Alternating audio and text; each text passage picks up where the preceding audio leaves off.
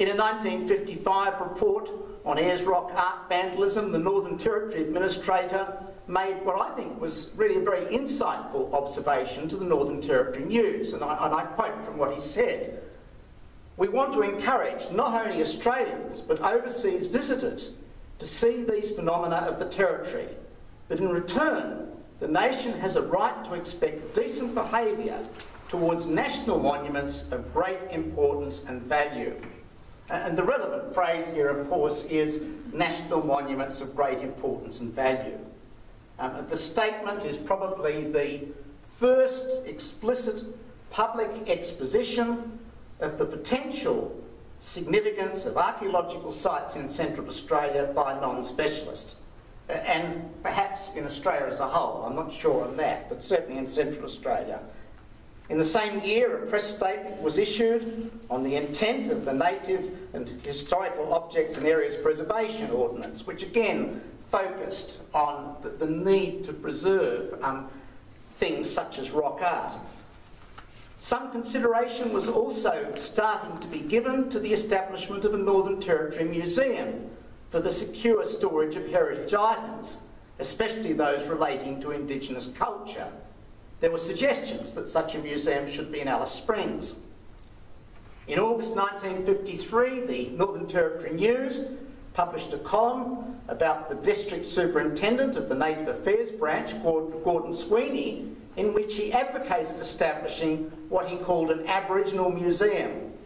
And I quote from the news story: "Speaking as a private individual, Mr. Sweeney said that unless an Aboriginal museum was established in the near future, it would be too late to collect fighting weapons, tools and equipment used by Northern Territory natives before the coming of the white man. Ancient stone implements were fast disappearing, except in the most remote areas."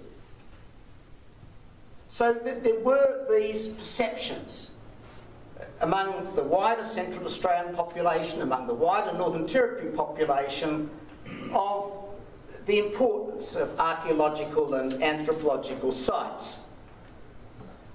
At the same time, of course, there was some suspicion of what was regarded as official interference, especially in the minds of people living in Central Australia outside Alice Springs.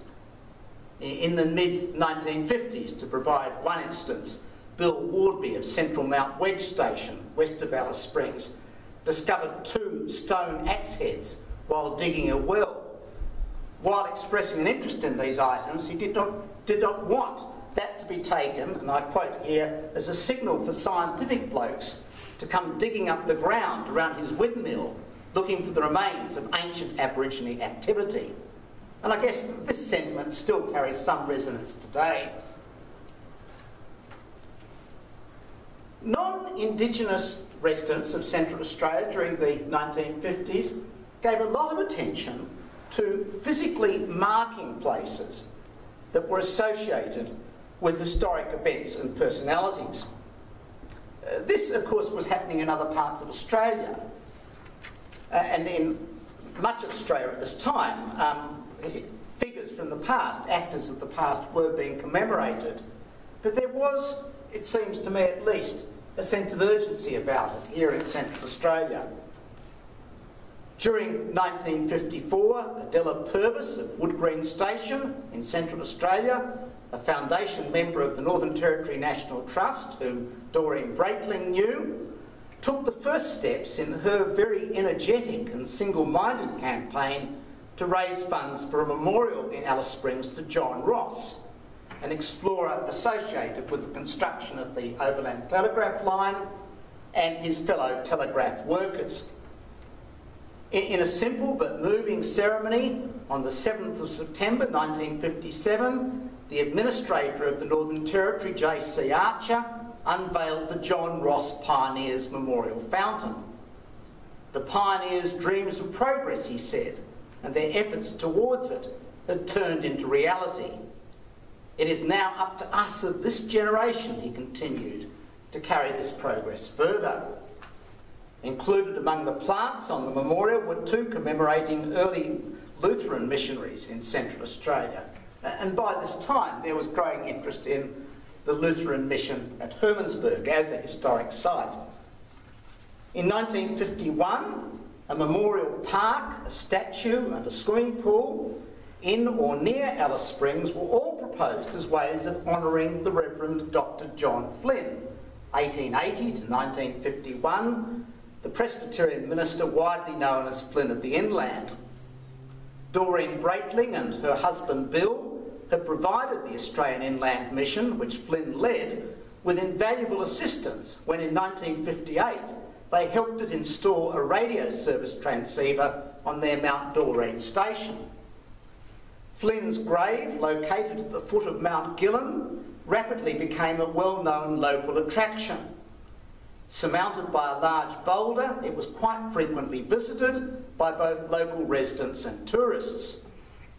It was ultimately decided that Flynn's monument in Alice Springs would, I guess appropriately, be a church, with an appeal for funds being launched in November 1951.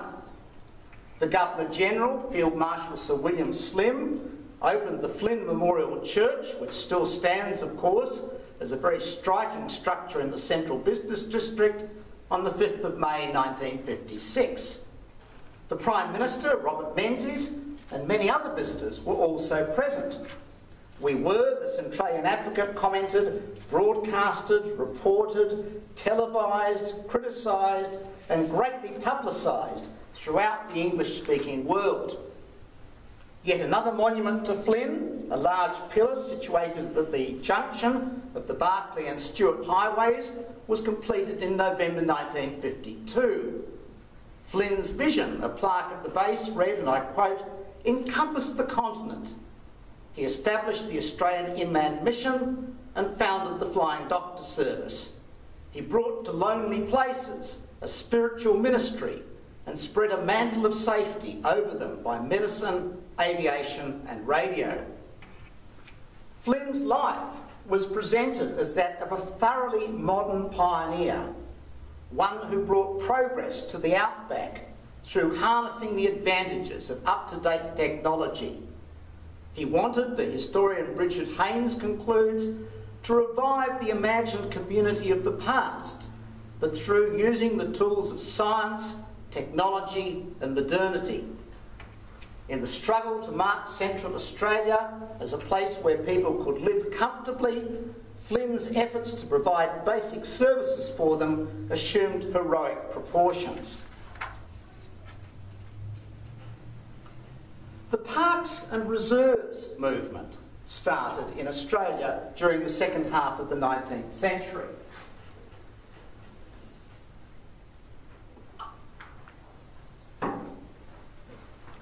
There was at that time growing demand for areas of bush to be set aside for public recreation. Before long, some places of heritage importance were also included in parks and reserves. A Northern Territory Reserves Board, designed to establish and maintain national parks and reserves for flora, fauna and historical monuments, was established in 1956. In August of the following year, that is August 1957, the new board's chairman, Neil Hargrave, significantly an Alice Springs resident, whom I'm sure Doreen Breitling would have known, announced that he and his deputy chairman had returned from an exploratory trip in Central Australia covering many sites suggested by the public for national parks. The board's first annual report mentioned that reserves had been established or were under consideration at various places of cultural heritage significance around Central Australia, including Flynn's grave, the Flynn Memorial Pillar, the Heavy Tree Gap Police Station, the Devil's Marbles and Central Mount Stewart. During April 1958, the board reported that considerable research had been undertaken with a view to restoring the Heavy Tree Gap Police Station to its original state.